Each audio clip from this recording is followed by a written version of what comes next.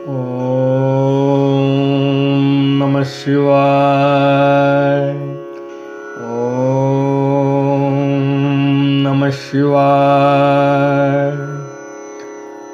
ओम नमः शिवाय।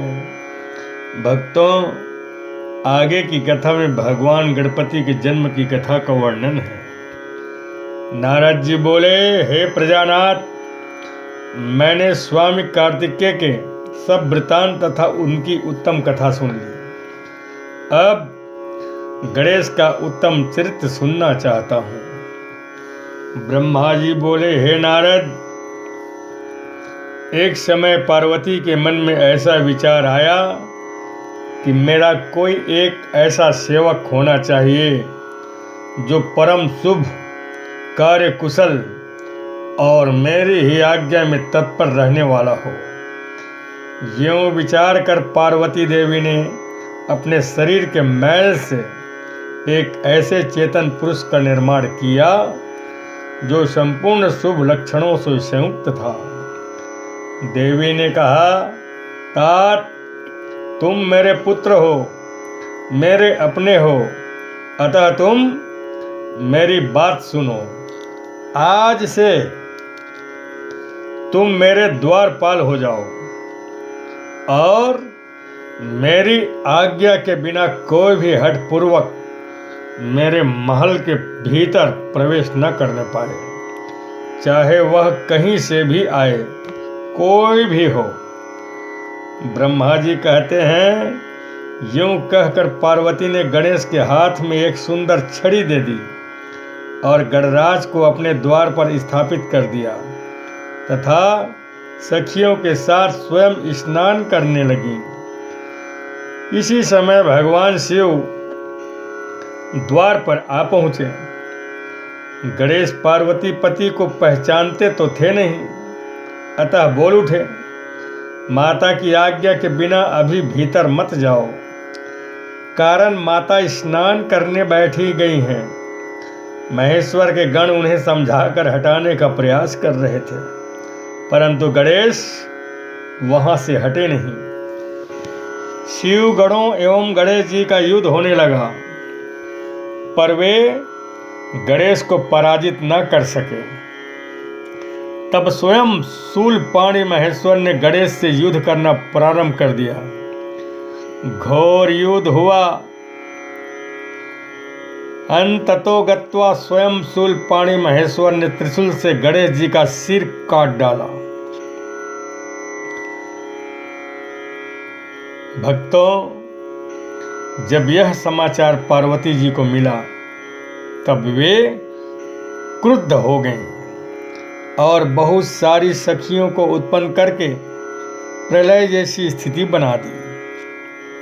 यह देख देवर्षियों ने भगवती को प्रसन्न करने के लिए प्रार्थना की तो भगवती परम्बा ने कहा, यदि मेरा पुत्र जीवित हो जाए तो सब ठीक हो जाएगा। भगवान शंकर के आज्ञा अनुसार शिवगणों ने उत्तर दिशा से एक हाथी का सिर लाकर उस धड़ में जोड़ दिया।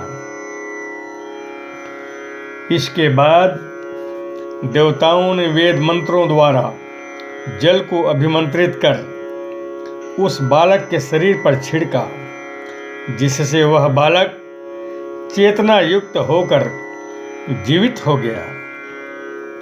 अपने पुत्र को जीवित देखकर पार्वती देवी प्रसन्न हो गईं और उन्होंने हर्षातिरेक से उसका मुख चूमा और प्रेम पूर्वक उसे वरदान देते हुए कहा, अब से संपूर्ण देवताओं में तेरी अग्र पूजा होती रहेगी और तुझे कभी दुख का सामना नहीं करना पड़ेगा।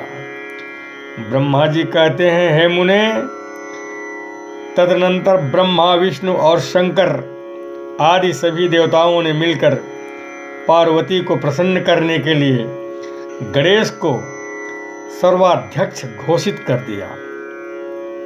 शिव जी कहते हैं, हे गिरिजानंदन, विघ्ननाश के कार्य में तेरा नाम सबसे श्रेष्ठ होगा, तू सबका पूज्य है।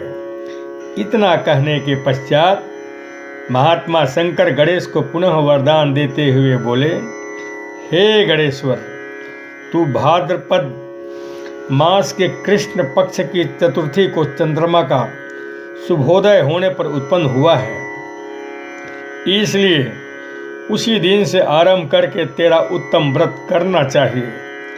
यहाँ शिव जी ने चतुर्थी व्रत की शास्त्रोक्त विधि तथा उसकी महिमा का वर्णन प्रस्तुत किया है। भक्तों, आगे की कथा में गणेश विवाह की कथा का वर्णन है। कुछ समय बीत जाने पर एक दिन शिव पार्वती के मन में यह विचार आया कि हमारे दोनों पुत्र विवाह के योग्य हो गए हैं। उधर गणेश और कार्तिक दोनों पुत्रों में भी विवाह करने की इच्छा प्रबल होने लगी। पहले विवाह हमारा होना चाहिए। दोनों ने यह इच्छा व्यक्त की। शिव पार्वती ने कहा, सुपुत्रों, हम लोगों ने पहले से ही एक ऐसा नियम बना रखा है कि जो सारी पृथ्वी की परिक्रमा करके पहले लौट आएगा उसी का विवाह पहले होगा। माता पिता की यह बात सुनकर महाबली कार्तिकेय अपने स्थान से पृथ्वी की परिक्रमा करने के लिए चल दिए, परंतु गणेश वहीं खड़े रह गए। वे मन में विचार करने लगे कि परिक्रमा तो मुझसे हो नहीं सकेगी, अब मैं क्या करूं? गणेश जी ने अपने माता पिता शिव पार्वती को सुंदर आसन पर बिठाया और विधि पूर्वक उनकी पूजा कर 7 परिक्रमाएं संपन्न की और निवेदन किया कि शास्त्रों के अनुसार मेरी पृथ्वी परिक्रमा पूर्ण हो गई, अतः मेरा विवाह पहले कर देना चाहिए। भगवान शिवा और शिव ने गणेश जी की बात स्वीकार कर ली और सिद्धि एवं बुद्धि के साथ गिरिजानंदन गणेश का विवाह संपन्न हो गया।